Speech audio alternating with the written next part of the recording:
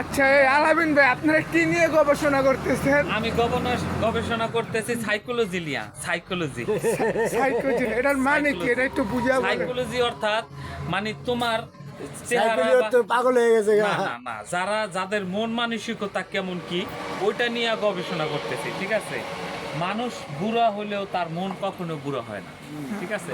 এক আর কখনো নিজেকে বৃদ্ধ মনে করবা না, তোমার বয়স যতই হোক সব সময় নিজেকে মনে করবা যে আমি এখনো বাচ্চা আছি, ঠিক আছে? ঠিক আছে। তাহলে মন ফ্রেশ থাকবো, ওকে মনের সব কিছুই ভালো থাকবো। আচ্ছা। আর যদি মনে করো না আমি এখন বুড়ো হয়ে গেছি আমার সব শেষ, যদি একটা এক্সাম্পল দেখায়, ধরো তোমার রোগ হয়েছে, এখন তুমি ওই রোগটারে যদি সিরিয়াস নাও না, তাহলে তোমার ভিতরে আরেকটা টেনশন ঢুকে গেছে, সিরিয়াসলি ঢুকবো। আরেকটা টেনশন ঢুকছে, মনে করো ওই টেনশনে আরেকটা রোগ ধরবো। আর তুমি মনে করো যদি না আমার এই রোগ আল্লাহ দিচ্ছে আমি ভালো হয়ে যাবো, এটা কোনো ব্যাপারই না, আল্লাহ দিচ্ছে ভালো হয়ে যাবো, এটা কোনো ব্যাপার না।